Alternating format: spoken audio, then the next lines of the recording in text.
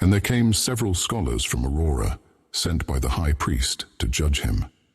And they stood before him with their books, and were certain of victory, for they had the scriptures. And the first, the eldest, said, "You teach that nature is a god, but our scriptures say clearly, nature is tainted. Adam sinned and brought death, pain, and bestiality into it. Before the fall, it was perfect and harmonious." Antichristus replied calmly, "Priest, tell me, how long ago did Adam fall?" "In the beginning, several thousand years ago." "In the rocks of this land, the very ones we stand upon, there are fossils, the bones of animals from 500 million years ago. And in those bones, there are bite marks from other animals, broken bones, healing fractures, tumors in the bones of dinosaurs from 65 million years ago. 65 million years before Adam, beast devoured beast. Cancer ravaged the bones of giant reptiles. Parasites laid their eggs in the living bodies of their victims. 5 times, most life on this planet went extinct in senseless catastrophes through no fault of its own. Where was your Eden then? Where was that harmony before the fall? It is not to be found in the rocks. There is only pain, blood, extinction, and survival, ceaselessly, for 4 billion years, before Adam had time to reach for the apple." And the priest turned pale and said, "How do you know about the bones in the rocks?" "I have dug, and I have asked those who have dug more. Knowledge is available to anyone who looks at the world rather than at Scripture alone." Then the second priest spoke. "But suffering has meaning in our theology. It is a test of faith, a purification, a path to God." Antichristus replied with a calmness more menacing than anger. "Priest, the ichneumon wasp's larva hatches inside the body of a living caterpillar. It does not kill it straight away, but feeds on the organs that do not destroy it, leaving the heart and nervous system until last. The caterpillar lives for a few days, being eaten from the inside. Is it, too, on the path to God?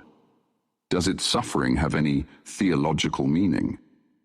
Or, the rabies virus reprograms the brains of its victims so that they want to bite and spread the virus, because this serves its replication. Is a man dying of rabies, full of fear and convulsions, being tested by Yahweh? Suffering has no meaning.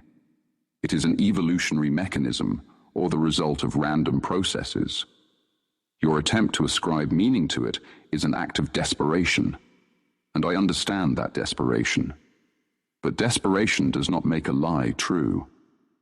And the priest's hands trembled, and he said, "This is blasphemy." Antichristus replied, "This is zoology. Read Job again carefully. Yahweh makes a wager with Satan over an innocent man and allows his destruction for the sake of theological amusement. Does this God deserve worship? Satan, in this story, is the only character who behaves consistently. He does what he was called upon to do. Yahweh is the one who initiates the suffering of the innocent to prove his point." And the third priest said, "But there is hope of resurrection. Death is not the end." Antichristus replied, "Show me the resurrected one whom I can touch, examine, verify. Not a story about the resurrected one, but the resurrected one himself." "We cannot. That is faith." "Yes, faith. That is, belief without proof. And upon this belief, you build your theology of death and reward. And for this belief, you exact a tithe from people, authority over their consciences, and the right to decide what is sin. There is no resurrection. I have negative proof of this. Everyone who has died has remained dead. Billions of lives over billions of years, not a single one has returned. and not because they weren't pious enough, but because death is an irreversible state according to the laws of thermodynamics, which admit of no exceptions. And heaven. Heaven is an invention for those who cannot bear finitude. And I understand their pain. And I do not blame them for needing it. I blame those who exploit that need in order to rule. And one of the priests, named Skeptic, returned alone that night whilst the disciples slept. And he sat opposite Antichristus by the dying fire. And he said quietly, I have feared your words all my life, not you, but the words. For they are in every rock, in every bone, in every place where I have looked long enough. Why then do you serve as a priest? Asked Antichristus.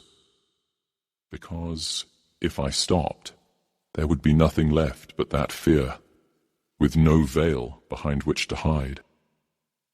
Antichristus replied gently, I know, and that is the only honest answer I have ever heard from a priest.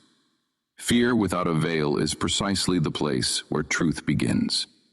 I am not telling you that it will be easier. I am telling you that it will be more honest.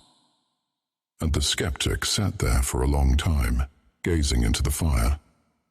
And it is not known what he chose. Satanas